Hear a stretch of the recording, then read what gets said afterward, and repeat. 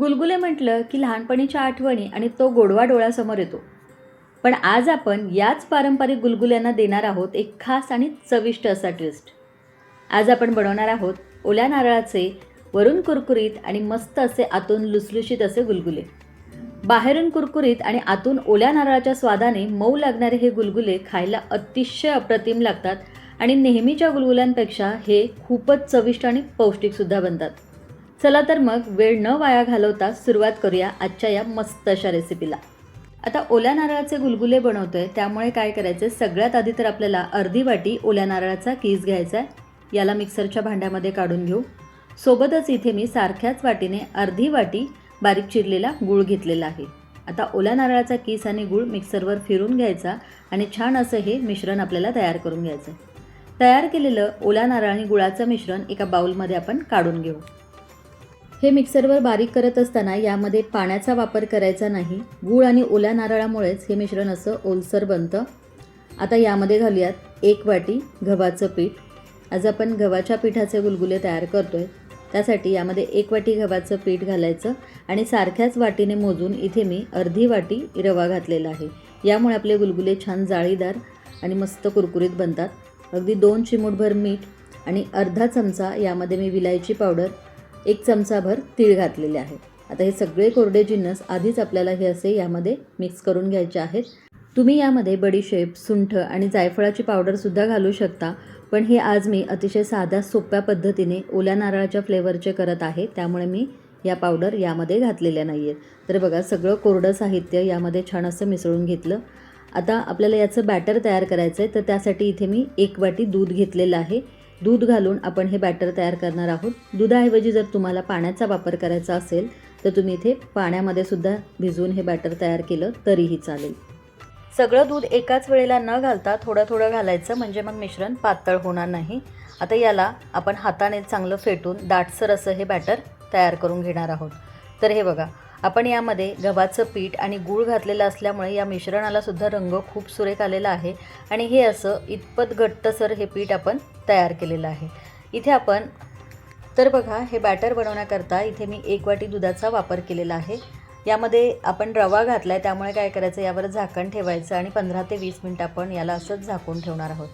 15 ते 20 मिनटं याला झाकून ठेवल्यानंतर रवा छान भिजलेला आहे, फुललेला सुद्धा आहे आणि त्यामुळे बघा मिश्रण थोडंसं आणखीन घट्टसर झालेलं आहे.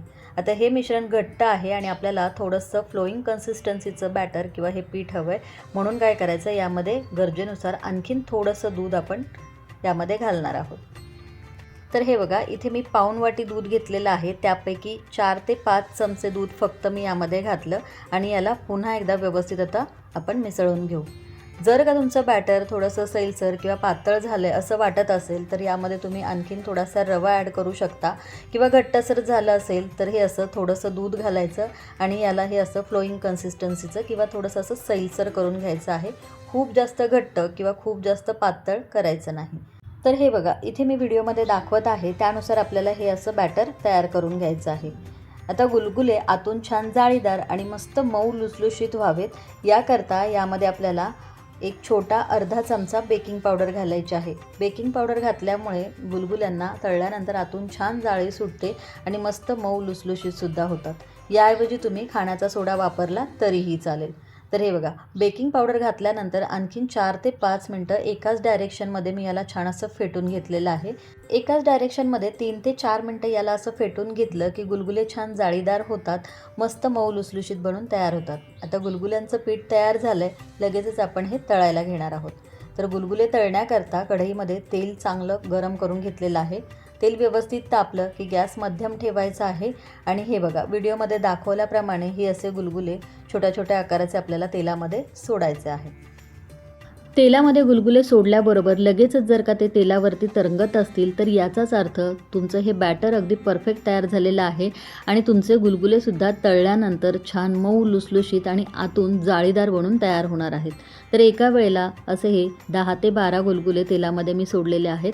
तेलामध्ये जेवढे मावतील तेवढेच गुलगुले सोडायचे आहेत आणि लगेचच याला झाऱ्या किंवा चमचा न लावता थोडेसे तेलामध्ये हे सेट झाले की अगदी हलक्या हाताने झाऱ्याने आपल्याला याला हलवून खालीवर करून घ्यायचे आणि असंच हे मध्यम गॅसवरती आपल्याला साधारण 3 ते 4 मिनिटासाठी मस्त तांबूस रंगावरती कुरकुरीत होईस तोपर्यंत आपल्याला तळून घ्यायचे आहेत. आपण याच्यामध्ये गूळ आणि गव्हाच्या पिठाचा वापर केलेला असल्यामुळे गुलगुले तळल्यानंतर याला थोडासा डार्क रंग येतो, पण याचा अर्थ हे करपलेत असं होत नाही. याला तेलामध्ये व्यवस्थित तळून घ्यायचं. जर का तुम्ही हे चांगले तळून घेतले नाहीत तर ते आतमध्ये कच्चे राहतात आणि खायलासुद्धा ते तितकेसे चांगले लागत नाही. आता हे तळलेले गुलगुले आपण एका टिश्यू पेपरवरती काढून घेऊ आणि त्यानंतर सारख्याच पद्धतीने गुलगुल्यांचा दुसरा घाणासुद्धा आपण तळून घेणार आहोत. तर बघा, गुलगुले तेलामध्ये घातल्याबरोबर पटकन तेलावरती तरंगत आहेत. याचाच अर्थ 100% तुमचे गुलगुले छान जाळीदार आणि मस्त मऊ लुसलुशीत बनून तयार होणार आहेत. बरेच जण काय करतात, हे गुलगुले बनवत असताना यामध्ये केळ्याचा वापर करतात, पण केळी घातल्यामुळे गुलगुले खूप जास्त दिवस टिकत नाही.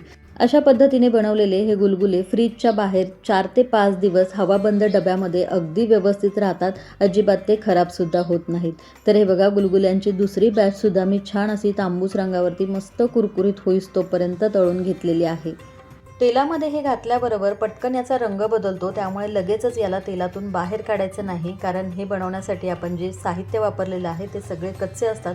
त्यामुळे याला तळण्याकरता किंवा शिजण्याकरता वेळ लागतो. म्हणून काय करायचं, गुलगुले छान असे खरपूस तांबूस रंगावरती चांगले तळून घ्यायचे आहेत, म्हणजे ते आतून कच्चे राहत नाहीत आणि मस्त छान आतून जाळीदार होतात, मऊ लुसलुशीत होतात, खायलासुद्धा ते चांगले लागतात. तर हे बघा, किती छान असा हा गुलगुला तयार झालेला आहे. एक मी तुम्हाला तोडून दाखवते आणि हे बघा, आतून छान जाळीदार मऊ लुसलुशीत असे हे बनून तयार होतात. ओल्या नारळाचा वापर केलेला असल्यामुळे हे गुलगुले चवीलासुद्धा खूप छान लागतात.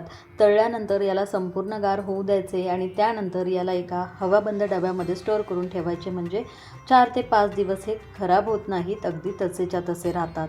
तर अशा पद्धतीने इथे आपले हे मस्त चविष्ट रुचकर ओल्या नारळाचे गुलगुले बनून तयार झालेले आहेत. तुम्हीसुद्धा एकदा नक्की करून बघा. आजची रेसिपी तुम्हाला कशी वाटली हे कमेंट्स बॉक्समध्ये कमेंट करून सांगायला अजिबात विसरू नका. व्हिडिओ आवडला असेल तर जरूर एक लाईक करा, शेअर करा. पुन्हा भेटूया अशाच एका चविष्ट आणि रुचकर रेसिपीसोबत. तोपर्यंत धन्यवाद.